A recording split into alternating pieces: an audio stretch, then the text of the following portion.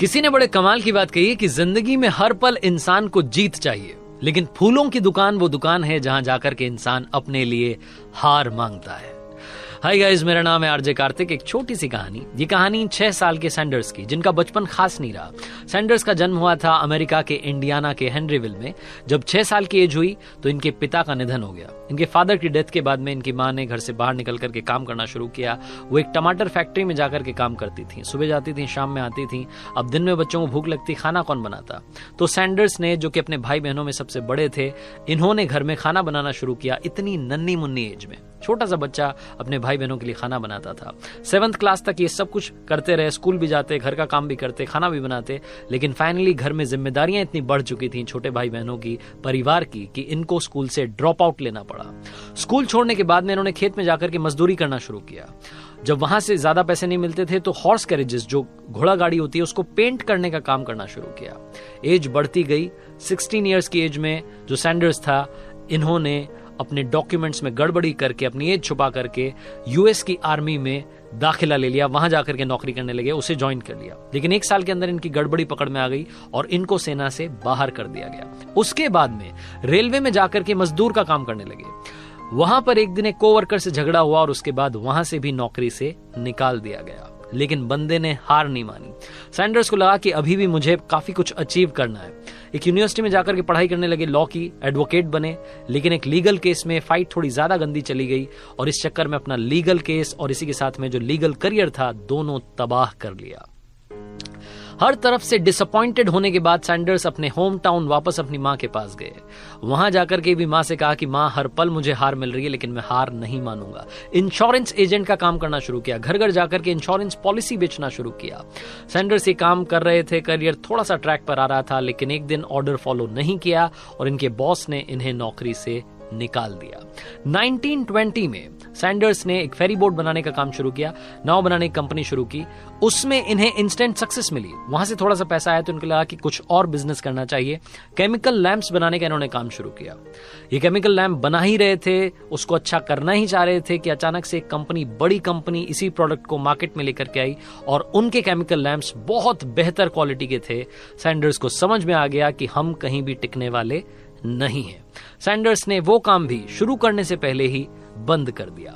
40 साल की जब एज हुई सैंडर्स की, तो इन्हें एक फ्यूल स्टेशन पर काम मिला। वहां जाकर के नौकरी करने लगे, थोड़ा बहुत पैसा आने लगा। लेकिन रिसेशन की वजह से वो फ्यूल पंप भी बंद हो गया।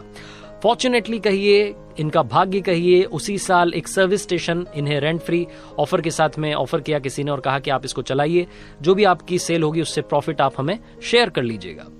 इनको ये तो समझ में आ चुका था कि इस काम के भरोसे इनका काम नहीं चल पाएगा, तो सर्विस स्टेशन के पास में ही एक स्टॉल लगाई और जो बचपन से इनकी हॉबी थी कुकिंग की, उसे डेवलप करने लगे। फ्राइड चिकन इन्होंने वहां बनाना शुरू किया। जो भी वहां आता था उसको फ्राइड चिकन मुफ्त में खिलाते थे। मुफ्त में ये मील सर्व करने लगे और धीरे धीरे लोगों को स्वाद चढ़ने लगा। उसके बाद में सड़क किनारे अपना एक छोटा सा रेस्टोरेंट ओपन किया।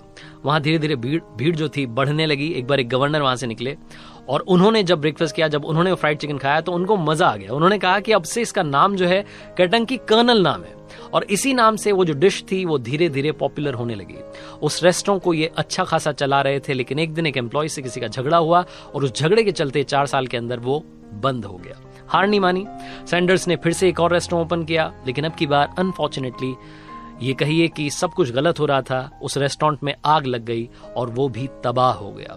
एक बार फिर से सैंडर्स ने हार नहीं मानी और अब की बार 140 सीट्स वाला रेस्टोरेंट ओपन किया। लेकिन पता नहीं ऊपर वाला क्या चाहता था, वर्ल्ड वॉर सेकंड छिड़ी और वो भी बंद हो गया। लेकिन तब तक इनकी जो रेसिपी थी, इनकी जो डिश थी, जिसका स्वाद था चढ़ता चला जा रहा था, फ्राइड चिकन जिसे कि केंटकी कर्नल कहा जा रहा था, ये पॉपुलर हो चुका था।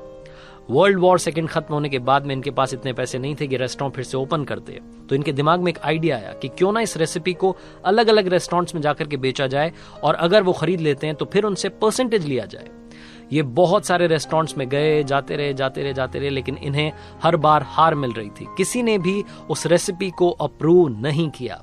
1009 टाइम्स, 1009 बार ये रेसिपी रिजेक्ट हुई। समझ में नहीं आ रहा था सैंडर्स को कि होगा क्या। तभी इनके शहर के एक बड़े रेस्टोरेंट ने फाइनली इनकी रेसिपी को अप्रूव किया और केंटकी फ्राइड चिकन पहली बार किसी रेस्टोरेंट में, बड़े रेस्टोरेंट में पहुंच गया। वहां से इन्होंने अपनी चेन को बड़ा करना, एक्सपैंड करना शुरू किया। अलग अलग रेस्टोरेंट्स में विजिट करते थे, सुबह शाम दिन रात इसी काम में लगे रहते थे। इतना भी समय नहीं था कि घर पहुंच पाए, कार की बैक सीट में ही सो जाया करते थे।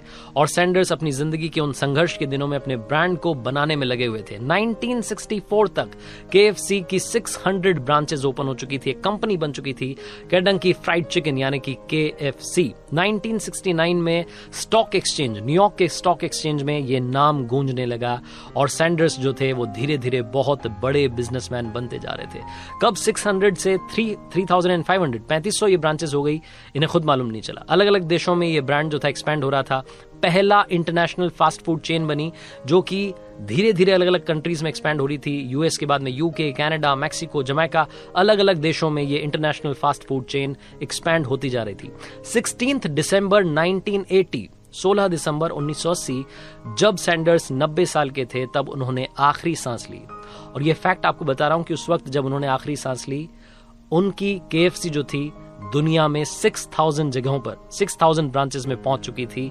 6000 ब्रांचेस KFC की हो चुकी थी। और आज की बात करूं, 2019 तक का डेटा बोलता है कि KFC की 24,000 से ज्यादा आउटलेट्स है।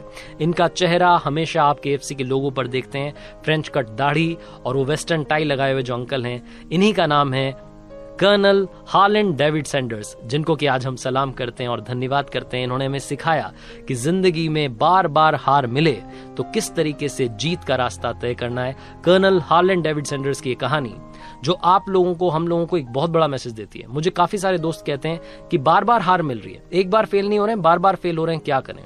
ये कहानी बार बार देखिएगा, अपने आप को एनर्जाइज फील करवाइएगा और सोचिएगा कि जब सैंडर्स, जिसकी लाइफ में इतनी सारी मुसीबतें आई, उसने हार नहीं मानी, उन्होंने अपना नाम रोशन किया और आज उनकी फोटो, उनका चेहरा, उनका ब्रांड दुनिया भर में मशहूर है, तो आप क्यों नहीं मशहूर हो सकते।